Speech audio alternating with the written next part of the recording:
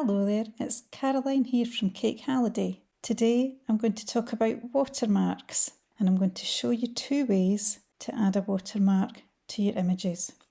I am working on a Mac, so I am going to launch my Finder and I'm going to open up a cake image. I'm also going to open up from a Finder a logo. This is my business name, Cake Halliday, and it's a logo I created just in PowerPoint, just with text in a nice font, and it's got my little butterfly in fainter colour behind it, and it's just a transparent image. So if I open this up and then I select Edit, Copy,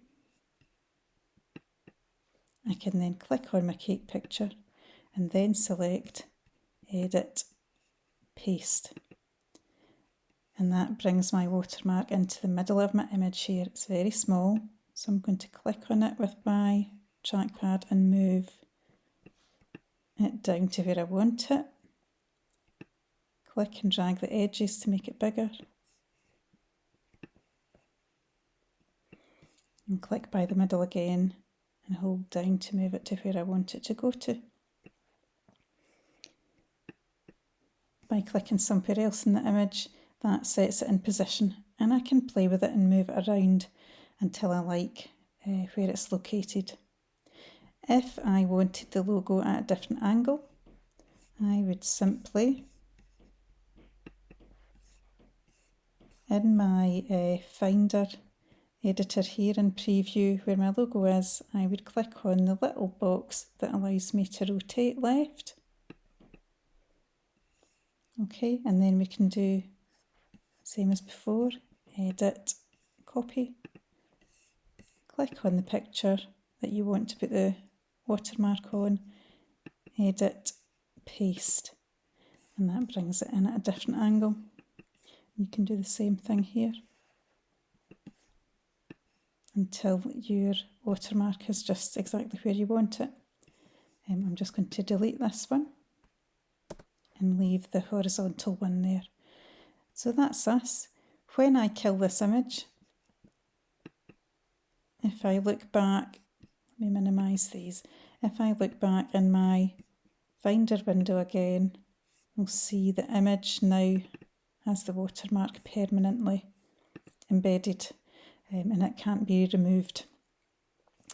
What I would normally do with my images is make a duplicate so that I've got the original image with no watermark on, and then I've got this new version with the watermark on. When I'm creating a watermark, I either do it that way or I would create a watermark in Lightroom. But a third way we could do it is by using an app. I downloaded an app this morning called Easy Watermark. It was just one of a few different ones that are available for free. Of course, with anything for free, you're going to get adverts, just ignore those. And I'm going to select from my files the picture I want to put my watermark onto. So we click on the red add to add a watermark in, and we can do this in a few different ways. So again, I'm going to click on files because that's where I've got my logos. This is the same one I used previously. Open that. And again, that brings that into the centre of my image. And it's a wee bit more fiddly than in the preview, but you can click your mouse and drag the watermark to any part of your image. By clicking on these little icons down the left hand side, we can rotate, so you can make it vertical if you like. We'll just stick with straight on again. Get back to 0. We can make it bigger.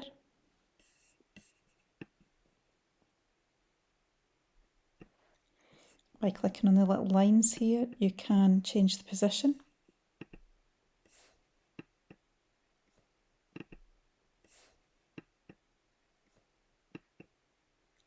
But I just usually prefer to place it in my own way. There it goes. And when you're finished, click on the tick, and there you go. That's a similar watermarked picture to the one we did a few minutes ago. A different way, if you don't happen to have a pre-made watermark, if I delete this, click on it and then click the little delete bin there, you can just type something in. Add text, and this happens to be one I've done before. This is my website address, so down the bottom here I can change the text to anything I like. Let's put my name. Okay, tick that at the bottom. In a similar way we can move that to a different place in the screen if we want to.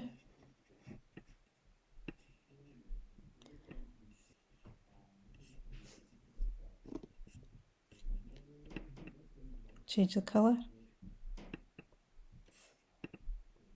We'll put it back to white, I think. Change the font if we want to.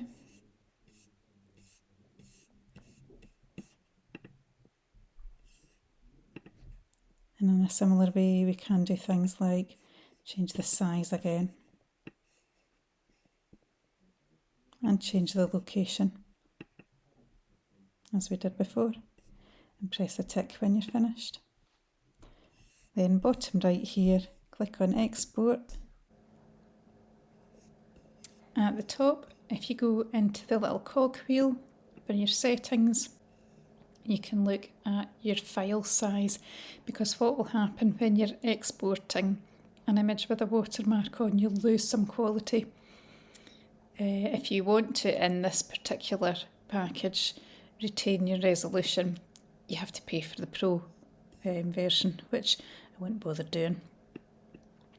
But you can just select the highest number of pixels that you can manage to get without paying for it, and set your JPEG quality up to 100%, and that shouldn't be too bad.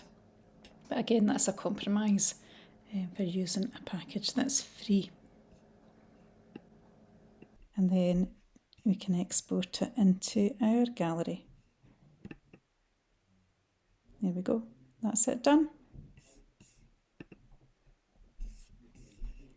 So there we are, 2 easy ways of adding a watermark into your cake images.